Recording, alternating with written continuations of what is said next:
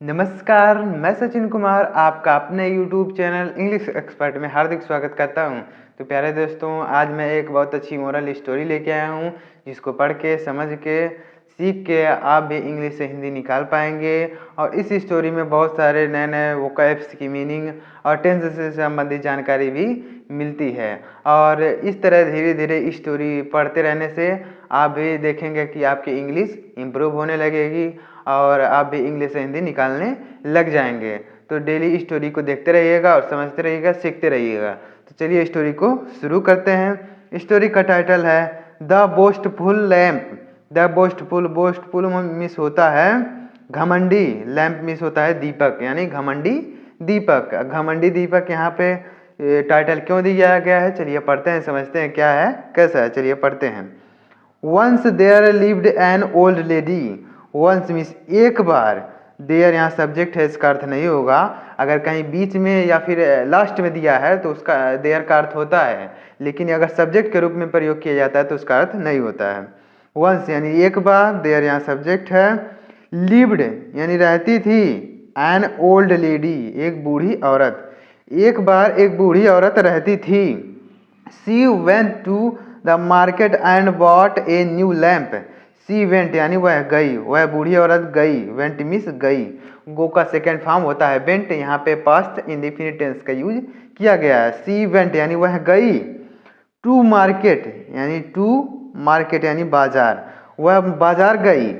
And bought और खरीदा, by का सेकेंड फॉर्म बॉट, यहाँ पे भी पास्ट इंडेफिनिट टेंस है। बॉट मीन्स खरीदा। ए न्यू लैम्प यानी एक नया दीपक, यानी वह औरत जो बूढ़ी औरत थी वह बाजार गई और उसने एक नया दीपक खरीदा। It was a very beautiful lamp. It माने वह, वॉज मीन्स था, ए वेरी ब्यूटीफुल यानी बहुत सुंदर, लैम्प यानी दीपक, वह बहुत सुंदर दीपक था, यानी जिस दीपक को उस बूढ़ी औरत ने खरीदा वह बहुत सुंदर था। ऑन रीचिंग होम, ऑन यानी रीचिंग यानी पहुँच कर, होम मीन्स घर, यानी घर पहुँचने पर, यानी घर पहुँच कर। She filled the lamp with oil. She filled यानी उसने भरा, फील्ड का फील्ड मीन्स होता है भरना, उसी का यहाँ सेकंड फॉर्म है फील्ड, यानी उसने भरा। द लैम्प यानी दीपक को, द लैम्प यानी दीपक को, विथ ऑयल यानी तेल से। उस औरत ने उस दीपक को तेल से भरा। And put a wick into it. And put, put means रखी, ए विक, विक मीन्स होता है बाती, यानी जो कपड़े की जो है दिए में लगाई जाती है उसको बोला जाता है बाती। तो उसने एक बाती रखी। इनटू इट, इनटू यहाँ पे क्यों यूज किया गया है, इनटू इट इसलिए यहाँ पे यूज किया गया, जो औरत है वो कपड़े की जो बाती बना के उसमें रख रही है, तो इसलिए यहाँ पे इनटू का प्रयोग किया गया। अगर किसी चीज के अंदर कोई चीज है यानी पहले से है तो उसमें इन का प्रयोग करते हैं, लेकिन अगर किसी चीज के अंदर कोई चीज रख रहे हैं तो वहाँ पे इनटू का प्रयोग करते हैं। यानी जो औरत है वो बाती को, यानी जो कपड़े की बाती बना के उसके दिए में जो है रख रही है, तो यहाँ पे इसलिए यहाँ इनटू का प्रयोग किया गया है। तो क्या हुआ कि जब वह औरत घर पे पहुंची तो उसने दिए में तेल डाला, उसके बाद उसमें बाती लगाई। अब देखिएगा आगे। Then she lighted it, then यानी तब, तब सी लाइटेड इट, सी माने उसने, यानी उस बूढ़ी औरत ने, लाइटेड मीन्स जलाया, इट मीन्स उसको, तब उस बूढ़ी औरत ने उसको जलाया। It gave a very bright light. It gave यानी उसने दिया, गिव का सेकेंड फॉर्म होता है गिव, यहाँ पे भी पास्ट इंडेफिनिट टेंस का यूज किया गया, यानी ता था, ती थी, ते थे, या फिर लिया, किया, दिया आता है लास्ट में। तो यहाँ पे इट गेव यानी उसने दिया, यानी उस दीपक ने दिया। ए वेरी ब्राइट यानी एक बहुत चमकीला, लाइट यानी प्रकाश, एक बहुत चमकीला प्रकाश दिया, यानी उस दीपक को जब औरत ने जलाया तो वो बहुत चमकीला प्रकाश दिया। The lamp became proud of itself and its light. The lamp यानी दीपक को, बिकेम यानी हो गया, यानी दीपक जो है हो गया, बिकेम मिस हो गया, बिकम, बिकम मिस होता है होना, उसी का सेकंड फॉर्म है बिकेम यानी हो गया। प्राउड यानी घमंड, यानी दीपक को घमंड हो गया। ऑफ इटसेल्फ यानी स्वयं पर, यानी दीपक को स्वयं पर घमंड हो गया। एंड इट्स लाइट और अपनी लाइट पर, यानी अपने प्रकाश और स्वयं पर उसको घमंड हो गया कि मैं इतना ज़्यादा प्रकाश फैलाता हूँ, यानी मुझ में इतना ज़्यादा प्रकाश है कि मैं फैलाता हूँ, तो उसको उस पर घमंड हो गया।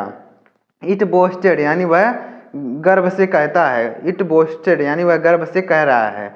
माई light is brighter than the sun's. My light यानी मेरा प्रकाश, इस माने है, ब्राइटर यानी चमकीला। यहाँ पे देखिएगा कंपैरेटिव डिग्री का प्रयोग किया गया है, मतलब कंपेयर किया जा रहा है कि मेरा लाइट इज माने है ब्राइटर यानी चमकीला,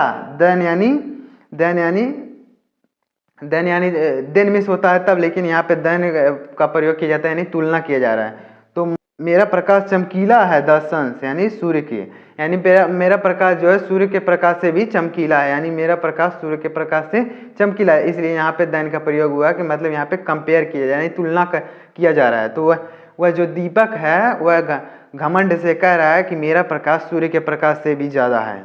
बट लो सडनली, लेकिन देखते ही देखते, बट लो मिस होता है देखते ही देखते, सडनली यानी अचानक, a strong gust of wind came and blue the lamp out.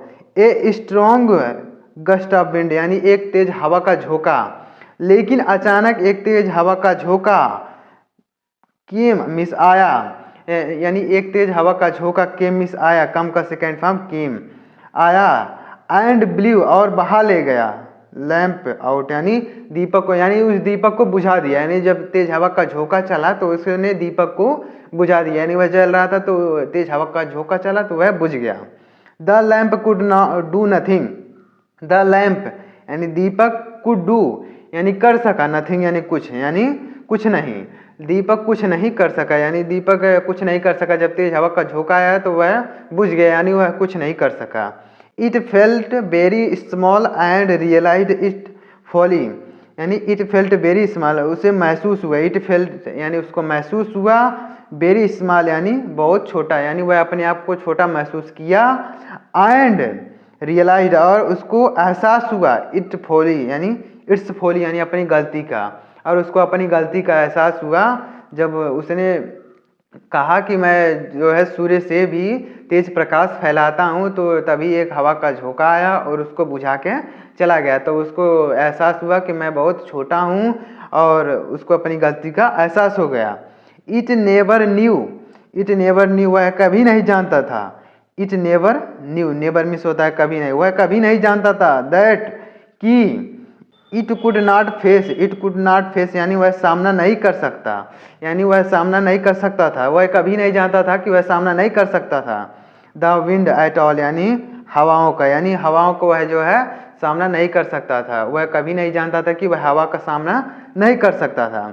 The lady lighted the lamp once again, the lady यानी औरत ने, लाइटेड मीन्स जलाया, द लैम्प यानी दीपक को, वंस अगेन यानी दोबारा, यानी फिर से उस औरत ने उस दीपक को जला दिया, यानी जब वह बुझ गया तो फिर उस औरत ने उसको जला दिया। अब आगे देखिएगा क्या होगा।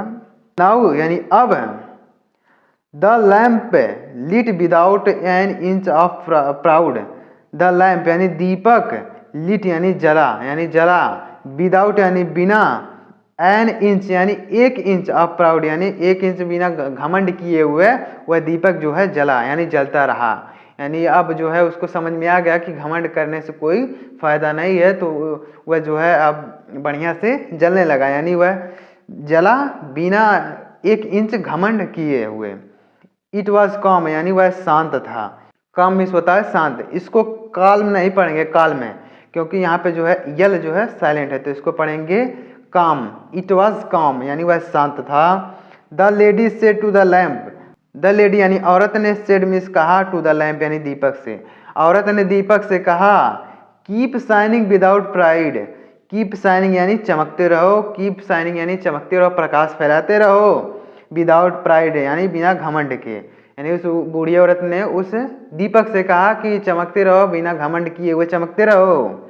Never compare yourself to the sun, never compare यानी कभी नहीं, कंपेयर यानी तुलना करो, यानी कभी नहीं तुलना करो, योर सेल्फ यानी खुद की, टू द सन यानी सूर्य से, कभी खुद की तुलना सूर्य से मत करो, यानी नहीं करना चाहिए, मत करो। फॉर यानी क्योंकि, he never goes out nor does he need to be relighted like you, he never goes out यानी वह कभी नहीं जाता, ही नेवर गोज आउट यानी वह बाहर कभी नहीं जाता, नॉर डज ही नीड यानी वह कभी बुझता नहीं है, यहाँ इसका मतलब है कि नेवर गोज आउट का मतलब है कि वह कभी बुझता नहीं, नॉर और ना ही डज ही नीड यानी उसको ज़रूरत है, और ना ही उसको ज़रूरत है टू बी रिलाइटेड यानी उसको जलाने की, यानी वह कभी बुझता नहीं है और उसको कभी ज़रूरत भी नहीं है जलाने की। जैसे लाइक यू यानी तुम्हारे जैसे, जैसे तुमको जलाया और जाता है उसे जलाने और बुझाने की ज़रूरत नहीं है। यानी सूर्य को वह बूढ़ी औरत कह रही है कि सूर्य को जो है जलाने और बुझाने की ज़रूरत नहीं है, वह कभी बुझता भी नहीं है और उसको जलाना भी नहीं पड़ता है तुम्हारी तरह। तो इस कहानी से हमें क्या सीख मिलती है, मोरल क्या है इस कहानी का? Vanity leads to disgrace. Vanity यानी वैनिटी मीन्स होता है घमंड, वैनिटी मीन्स होता है घमंड, लीड्स यानी ले जाता है, घमंड से ले जाता है यानी घमंड जो है ले जाता है, टू डिस्ग्रेस यानी टू डिस्ग्रेस मीन्स होता है अपमान की ओर, घमंड जो है अपमान की ओर ले जाता है। इसलिए हमें कभी घमंड नहीं करना चाहिए कि हम ये हैं वो हैं, क्योंकि एक से बढ़कर एक होते हैं। जैसे उसने कहा कि मुझसे ज़्यादा प्रकाशवान कोई नहीं है, यानी उस दीपक ने कहा कि मुझसे ज़्यादा प्रकाशवान कोई नहीं है, तो जो है हवा का झोंका आया और उसको बुझा के चला गया। और वह सूर्य से तुलना कर रहा था कि सूर्य भी मुझसे ज़्यादा प्रकाशवान नहीं है, तो हवा का एक झोंका है उसको बुझा के चला गया। तो उसका एहसास हो गया कि मुझसे भी बड़ा कोई ना कोई है, यानी वह अपने आप को छोटा समझने लगा। तब से उसने अपने घमंड को त्याग दिया और वह सही ढंग से जलने लगा, मतलब वह अच्छी तरह जलने लगा बिना 1 इंच भी घमंड किए हुए, और वह शांत पूर्वक जलने लगा। तो उस बूढ़ी औरत ने उसको समझाया कि चमकते रहो, बिना घमंड के चमकते रहो, क्योंकि जो सूर्य है वह कभी बुझता नहीं है और उसको कभी जलाना भी नहीं पड़ता है। जैसे तुम्हें जलाना और बुझाना पड़ता है, उसे सूर्य को जो है कभी जलाना और बुझाना नहीं पड़ता है। तो उसको दीपक को जो है समझ में आ गया। तो हमें इस कहानी से यही सीख मिलती है कि कभी हमें घमंड नहीं करना चाहिए और अच्छी तरह जीवन जीना चाहिए। तो उम्मीद करता हूँ कि स्टोरी आपको पसंद आई होगी। अगर समझाने का तरीका वो कैसे टेंस अगर आपको समझ में आए हैं तो प्लीज़ वीडियो को लाइक करेंगे और चैनल पर नए हो तो सब्सक्राइब करके बेल आइकन को जरूर प्रेस कर देंगे। मिलते हैं नेक्स्ट वीडियो में, तब तक के लिए जय हिंद, वंदे मातरम।